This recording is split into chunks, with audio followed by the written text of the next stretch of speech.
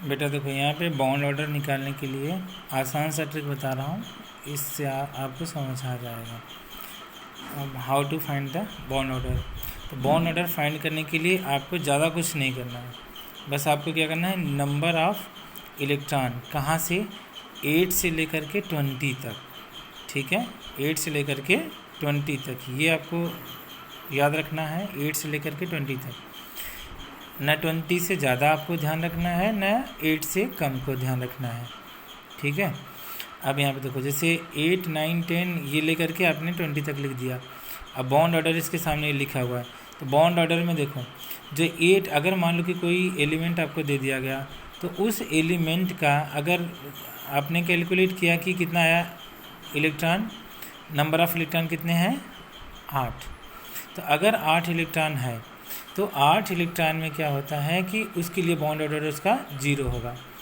और अगर 9 इलेक्ट्रॉन आएगा तो बॉन्ड ऑर्डर 0.5, और अगर 10 आया तो बॉन्ड ऑर्डर 1, ठीक है। अगर मान लो 11 हुआ तो 1.5, अगर 12 हुआ तो आपका 2 हो जाएगा, और उसके बाद 13 हुआ तो 2.5, 14 हो जाएगा तो आपका 3 हो जाएगा। अब उसके बाद 14 के बाद 15 होगा, तो अब देखो 3 मैक्सिमम बॉन्ड ऑर्डर होता है, 3 से ज़्यादा बॉन्ड ऑर्डर नहीं होता है। अब ये जो नंबर ऑफ़ इलेक्ट्रॉन निकालते हैं, कैसे निकालते हैं, जैसे मान लो अगर नाइट्रोजन है, नाइट्रोजन के एक एलिमेंट में कितने इलेक्ट्रॉन होते हैं, 7। N2 हो जाता है तो कितना हो जाते हैं, 2 इलेक्ट्रॉन, मतलब 2 मॉलिक्यूल हो गए किसके, नाइट्रोजन के। तो नाइट्रोजन के 2 मॉलिक्यूल होने पे क्या हो जाएगा हमारा, 7 और 7 14 इलेक्ट्रॉन। तो अब ये कितना हो गया, नंबर ऑफ इलेक्ट्रॉन 14। तो अब इसका बॉन्ड ऑर्डर जो होगा 3 होगा, मैक्सिमम 3 बॉन्ड ऑर्डर होता है, इससे ज़्यादा बॉन्ड ऑर्डर नहीं होता है। तो नाइट्रोजन का बॉन्ड ऑर्डर सबसे ज़्यादा 3 होता है। अब इसके बाद अगर मान लो कि किसी का आपने कैलकुलेट किया, नंबर ऑफ इलेक्ट्रॉन 15 आया, उसका बॉन्ड ऑर्डर कितना होगा, 2.5, ऐसे 16 का 2, ऐसे ऐसे देखो 0.5 कम होते होते आपका 20 पे कितना आ जाएगा, 0 आ जाएगा। इतना ध्यान रखना है, 8 और 20 का कितना होता है, 0 होता है। अब इसके एग्जांपल से समझ लेते हैं। अब देखो इसमें एग्जांपल है, यहाँ पे लिख दिया हमने मॉलिक्यूल्स या आयंस, और यहाँ पे नंबर ऑफ़ इलेक्ट्रॉन कितने हैं, बॉन्ड ऑर्डर क्या होगा।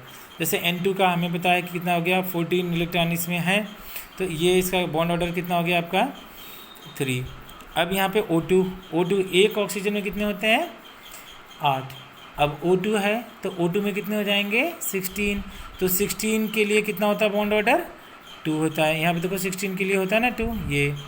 अब ऐसे Cn+, अब Cn+ का देखो कार्बन में कितना है आपका, 6, और उसके बाद नाइट्रोजन में कितना होता है,